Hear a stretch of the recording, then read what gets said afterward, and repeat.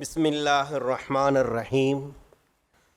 ரப்பனா லக்கல் ஹம்த் மில்லஸ் ஸமாவாதி வ மில்லல் அர்தி வ மில்அ மா ஷி'த மின் ஷைஇன் பஅத். வஸலாத்தன் வஸலாமன் அலா மன் அர்ஸல்தஹு ரஹ்மத்தன் லில் ஆலமீன் வ ஹுஜ்ஜத்தன் அலன் நாஸி அஜ்மஈன் வ அலா ஆலிஹி வ ஸஹ்பிஹி வ மன் தபிஅஹும் பிஹ்ஸானின் இலா யௌமித்தீன். அம்மா பஅத். அண்ட சராசரங்கள் படைத்தவனே, விண்ணும் மண்ணும் விரித்தவனே, ஆழ்கடல் தந்தவனே, உன்முன் விழுந்தெழுந்து சுஜூத் செய்து இந்த வரிகளை துவக்குகிறேன். விண்ணகமும் மண்ணகமும் வாழ்த்தொழிக்க வந்துதித்த சத்திய தூதர் ஸல்லல்லாஹு அலைஹி வஸல்லம் அவர்கள் மீதும் அன்னவர்களின் வழிநடந்த நன்னெறியாளர்கள் மீதும் அல்லாஹுவின் அருளும் சாந்தியும் என்றென்றும் நிலைக்கட்டும் என்றும் பிரார்த்தித்து கொள்கின்றேன். தலைமை பீடத்துக்கு கௌரவ பூக்களை சமர்ப்பிப்பதில் சந்தோஷிக்கிறேன். அவையை அலங்கரிக்கும் அறிவுசால் ஆளுமைகளே, இதயம் நிறைந்த சோதரர்களே, இனிய நேசங்களே, அன்பின் சோதரிகளே, சுவனத்தின் சுகந்தத்தை சுமந்து வரும் இனிய சலாம்கள். அஸ்ஸலாமு அலைக்கும் வரஹ்மத்துல்லாஹி வபரகாத்துஹு. எங்கள் நெஞ்சங்களில் வாழும் அறிவு தந்தை மர்ஹூம் அல்ஹாஜ் நலீம் கட்டித்தந்த தங்கத் தொட்டிலில் என்னை போலே கண்ணுறங்கி தவழ்ந்து வளர்ந்து ஆளுமையாக மாறிய அருமை சகோதரர் அரஃபாத் கரீம் இந்த பேருவளை மண் கண்ட நல்லதொரு ஆளுமை. அல் குர்ஆனிய வாழ்வை சுமந்த இறை தூதர் ஸல்லல்லாஹு அலைஹி வஸல்லம் என்ற இந்த பொக்கிஷத்தை உலகுக்கு தந்த இந்த மண்ணின் மைந்தன், வறண்டு போயிருந்த மக்காவின் பாலை நிலங்களில் பெருமழையாயிலங்கி செந்தாமரையாய் பூத்தெழுந்த சத்திய தூதர் ஸல்லல்லாஹு அலைஹி வஸல்லம் அவர்களை 4 அத்தியாயங்களில் இந்த நூல் சொல்லியிருக்கிறது. ஒரு வகையில் இது நூலல்ல, ஹிராவின் பேரொளி பிளம்பில் பூத்தெழுந்த தாமரை. அதன் ஒவ்வொரு இதழ்களாய் பிடுங்கி வந்து அதன் நறுமணத்தை என்னிடம் சொல்லச் சொல்லி இருக்கிறீர்கள். பௌர்ணமியின் நிலாக்கரணங்களை பிடித்து வந்து தோரணங்கட்டி தொங்க விடுங்கள் என்று சொல்லி இருப்பினும் செய்திருப்பேன். சமுத்திர கரையில் கொட்டி கிடக்கும் நுரைகளை அள்ளி கணக்கட்டி சொல்லுங்கள் என்று சொன்னாலும் செய்திருப்பேன். எங்கள் இதயங்களில் வாழும் ரஹ்மத்தின் லில் ஆலமீனின் அருளை அல்லவா சொல்லச் சொல்கிறீர்கள். எப்படி சொல்லி முடிப்பேன்? முயற்சித்து பார்க்கிறேன். சீரா ஒரு தனி மனிதனின் வரலாறு அல்ல, அது பிரபஞ்சம் தழுவிய புனித வாழ்வு. இந்த பூமியின் கடைசி தருணத்தில் இறுதி மூச்சை விட்டு கொண்டிருக்கும் மனிதனின் மூச்சிலும் நிறைந்து வாழ வேண்டிய அற்புத வாழ்வு. அந்த வாழ்வு மதீனா பூமியின் புனித மண்ணுக்குள் மறைந்து போய்விட முடியாது. இந்த உண்மையை அணிந்துரையில் சொல்கிறார் நலீமியா கிலாஃபிடத்தின் கல்வித்துறை பணிப்பாளர், மதிப்புக்குரிய என் ஆசான் உஸ்தாத் அய்யூப் அலி அவர்கள். யுக முடிவு நாள் வரை நிலைத்திருந்து மனித சமூகத்துக்கு நெறிவழி காட்டக்கூடிய ஒளிவிளக்காக இறை தூதர் ஸல்லல்லாஹு அலைஹி வஸல்லம் அவர்களது சீரா காணப்படுகிறது. ஒவ்வொரு காலத்து மனிதர்களுக்கும் வாழ்வியல் தத்துவங்களையும் படிப்பினைகளையும் வழங்கும் வல்லமை அதற்கு இருக்கிறது. சீரா பிரபஞ்சம் தழுவிய புனித வாழ்வு என்பதனை இந்த அணிந்துரையில் உஸ்தாத் அழகாக சொல்லியிருக்கிறார். முன்னுரை. உத்தம நபியின் புனித வாழ்வை பேசும் ஏராளமான நூல்கள் உண்டு. அரபு மொழியில், ஆங்கில மொழியில், தமிழ் மொழியில் என அடுக்கைகளில் அடுக்கி வைக்கும் அளவுக்கு புத்தகங்கள் உண்டு. அந்த வகையில் இதுவும் ஒன்றா? இல்லை, இது என் இதயத்து ஓசை. அடித்துச் சொல்கிறார் சகோதரர் அரஃபாத் கரீம் முன்னுரையில். அல் குர்ஆனை படிக்கின்ற போது நபி ஸல்லல்லாஹு அலைஹி வஸல்லம் அவர்களுக்கு அல்லாஹ் வழங்கியுள்ள அதிகூடிய முக்கியத்துவம் என்னை சிந்திக்க வைத்தது. அல் குர்ஆன் வழங்கியுள்ள பிரமாண்டமான இடம் அவர்களை பிரத்யேகமாக ஆராய வேண்டும் என்ற உணர்வை எனக்குள் தந்தது.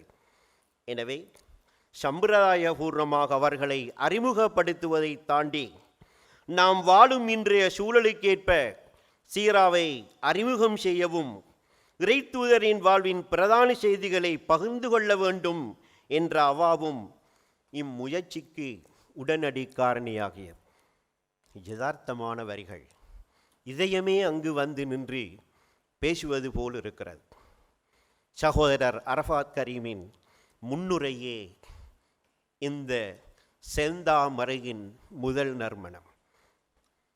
அல்லாமா சுலைமான் நத்வி சம்பிரதாயபூர்வ சீரா எழுதுகையை தவிர்த்த உருது மொழியின் சிகரம் தொட்ட ஆய்வாளர்.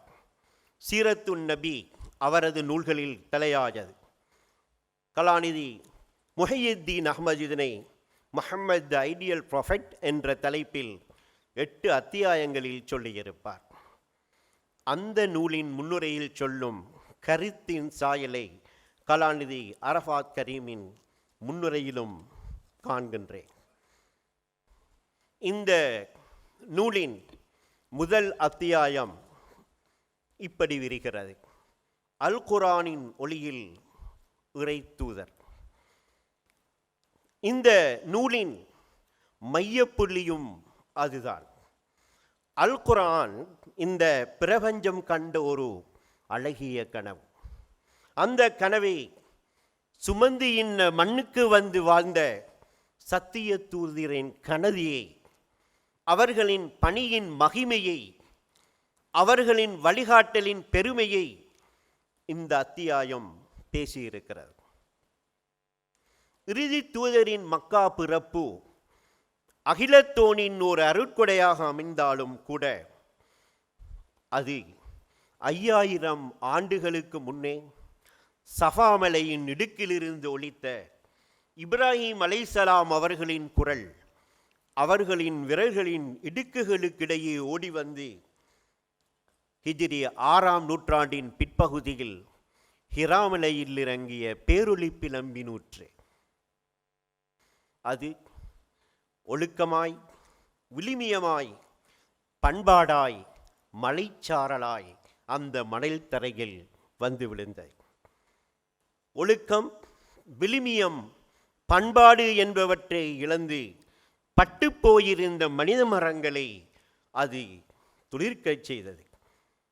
இந்த உண்மையை இந்த அத்தியாயத்தின் 25ஆம் பக்கத்தில் அழகுறச் சொல்கிறார். வாழ்வின் இலட்சியத்தை மனித சமூகத்துக்கு அறிமுகம் செய்து சிறந்த வாழ்வை மேற்கொள்வதற்கு வழிகாட்டுவதற்காக இறைத்தூதர் ஸல்லல்லாஹு அலைஹி வஸல்லம் அவர்கள் அனுப்பி வைக்கப்பட்டார்கள்.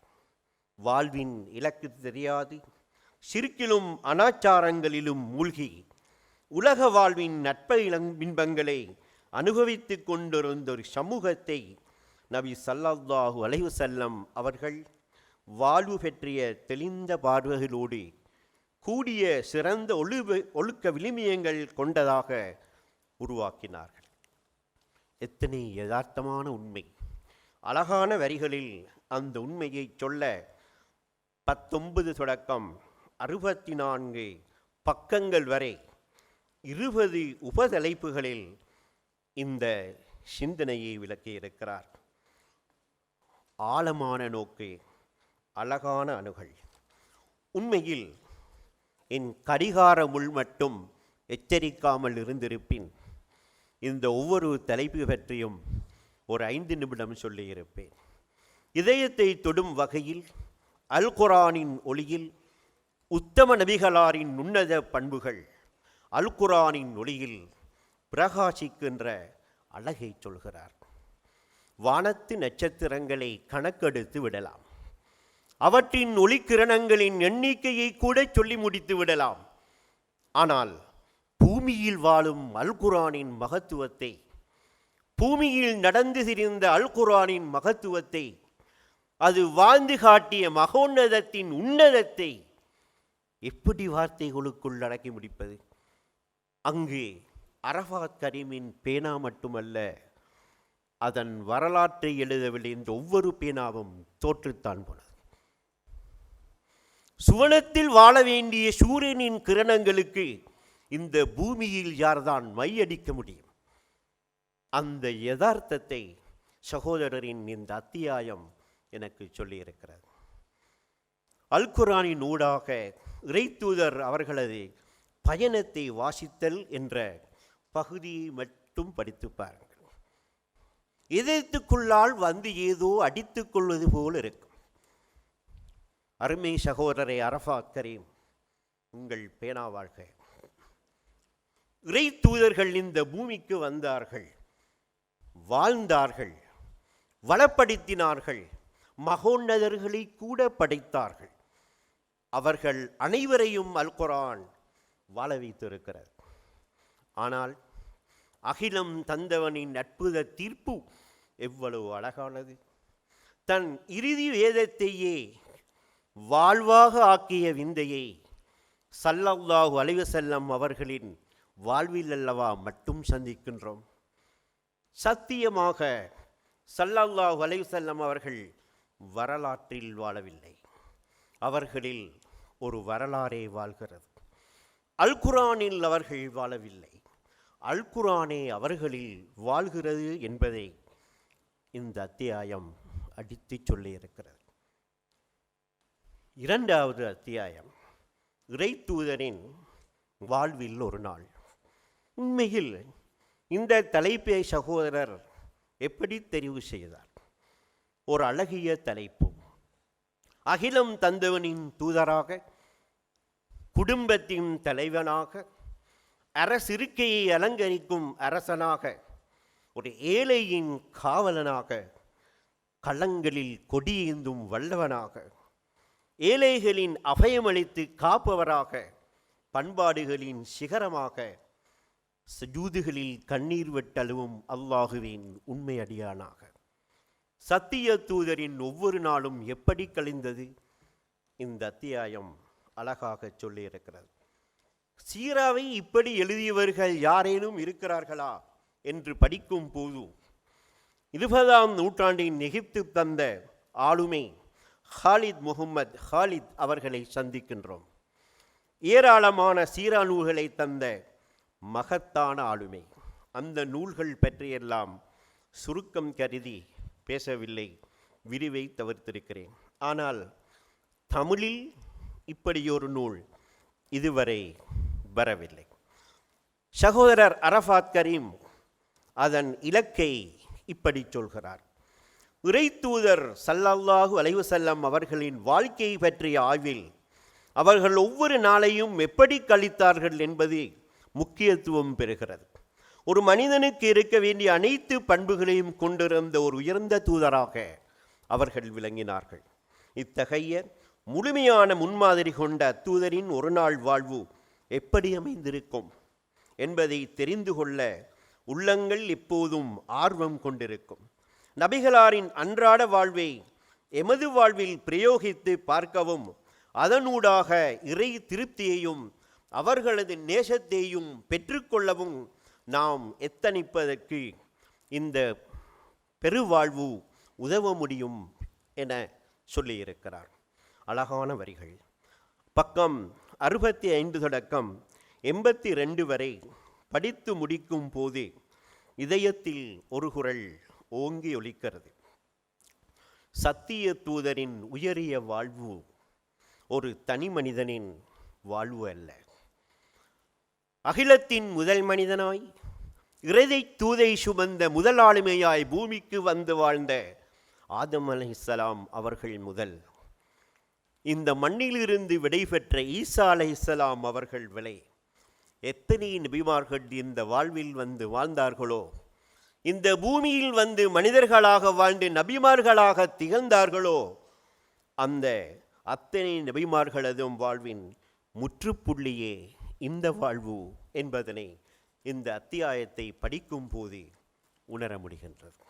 அழகான கருத்துகள் ஸல்லல்லாஹு அலைஹி வஸல்லம் அவர்களின் ஆன்மீக வாழ்வு, அவர்களின் சமூக வாழ்வு, இறை தியானங்கள், இஸ்லாமிய பிரச்சார பணி, இந்த ஒவ்வொன்றும் ஒவ்வொரு நாள் பணிகளில் எப்படி இருந்தது என்பதனை ஆழமாக அகலமாக சொல்லியிருக்கிறார்.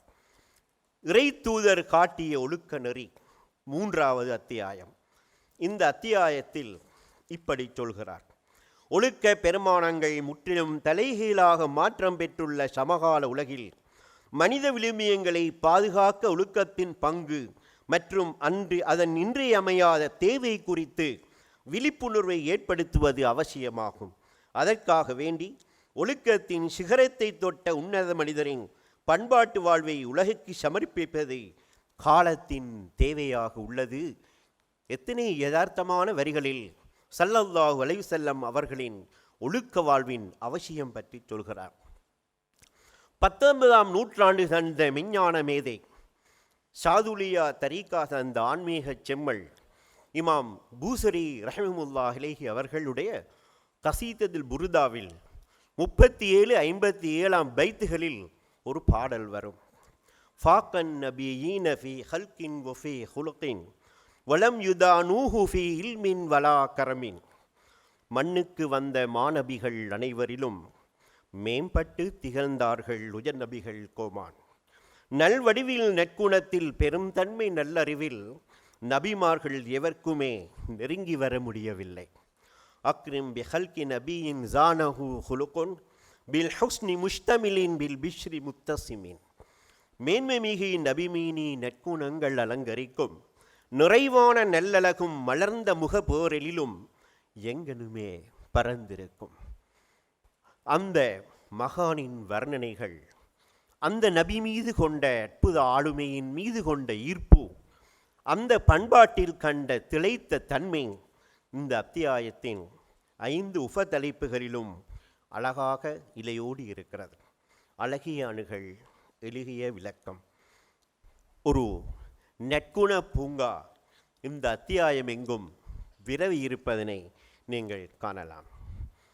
இறுதி அத்தியாயம் இன்பத்திலும் துன்பத்திலும் இறை தூதர். நான் இதுவரை படித்த சீரா நூல்களில் காணாத ஒரு வித்தியாசமான தலைப்பு.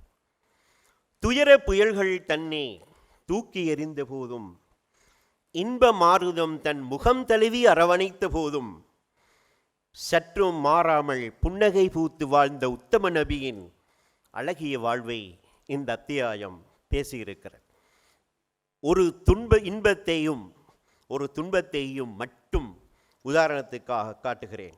94ஆம் பக்கத்தில் கஅப் இப்னு மாலிக் ரலியல்லாஹு அன்ஹு அவர்கள் தபூக் யுத்தத்துக்கு போகாமையின் காரணமாக தண்டிக்கப்பட்டு பின்னர் மன்னிக்கப்பட்டதனை கேட்ட ஸல்லல்லாஹு அலைஹி வஸல்லம் அவர்களின் மனோநிலையை விளக்கும் ஒரு பகுதி இது. இது அல்லாஹ்விடமிருந்து வந்தது என்று கூறியவுடன் நபி ஸல்லல்லாஹு அலைஹி வஸல்லம் அவர்கள் மகிழ்ச்சி அடைந்தார்கள். நபி அவர்கள் அவ்வாறு மகிழ்ச்சி அடைந்தால் அவருடைய முகம் ஒளிர்வடையும். அது நிலவின் துண்டை போன்று பிரகாசித்துவிடும். அது இன்பத்தில் நபி. துன்பத்தின் போது இப்ராஹீமினும் நபி அவர்களின் அன்பு குழந்தை பிரிந்தபோது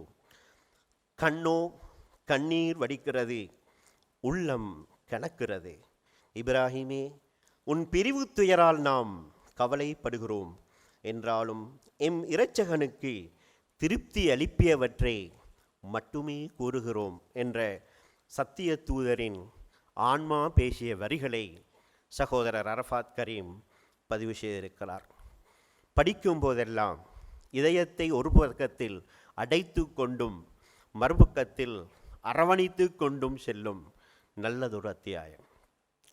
பேராசிரியர் வஹீதீன் கான் எம் இதய கொழுந்தை ஆங்கில உலகுக்கு அறிமுகப்படுத்திய நல்லதொரு ஆசான் முஹம்மத் த ப்ரொஃபெட் ஆஃப் ரெவல்யூஷன் என்பது 4 பாகங்கள் கொண்டு 17 அத்தியாயங்களில் அவர் எழுதிய ஒரு நூல். அதன் இறுதி அத்தியாயம் இப்படி அமையும்: manifestation of prophethood in the present day and age. இந்த அத்தியாயத்தை படித்தபோது அந்த அத்தியாயத்தின் சாயல் என் இதயத்தே எழுந்தது. அருமை சகோதரர்களே, கடிகாரமுள் என்னை எச்சரித்து நிறுத்துகிறது. கடைசியாய் ஒன்றை சொல்கிறேன். இந்த அத்தியாயத்தை நான் படித்து முடித்தபோது ஒன்றை அனுபவித்தேன். சமுத்திர கரையில் நிற்கும் கலங்கரை விளக்கம் இது. கடலில் திக்கு தெரியாமல் தடுமாறி தரவும் மரக்கலங்களை கரை சேர்க்கும் ஒரு மீகாமன் இந்த நூல். அருமை சகோதரர்களே, இந்த நூல் இலங்கை மண்ணின் ஒவ்வொரு மைந்தனின் கையிலும் இருக்க வேண்டும்.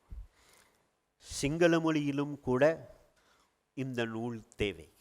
இன்ஷா அல்லாஹ் இந்த நிகழ்வின் அனுசரணையாளர்கள் எதிர்காலத்தில் சிங்கள மொழியிலும் இதனை கொடுக்க ஆவண செய்யுங்கள். மாணிக்கங்களை மகுடமாய் சூடும் பேருவளையின் என் உடம்பிறப்புகளே, உங்களை பார்க்கும் போது நான் பூரித்து போர்கிறேன். உங்கள் சகோதரன் அரஃபாத் கரீமுக்காக மட்டும் இங்கே நீங்கள் இன்று தோரணம் கட்டவில்லை. எங்கள் இதயங்களில் வாழும் சத்திய தூதர் ஸல்லல்லாஹு அலைஹி வஸல்லம் அவர்களுக்கும் சேர்த்து ஒரு தோரணம் கட்டியிருக்கிறீர்கள். இந்த நூலை நீங்கள் உண்மையில் இன்று வெளியிடவில்லை, கொண்டாடி இருக்கிறீர்கள்.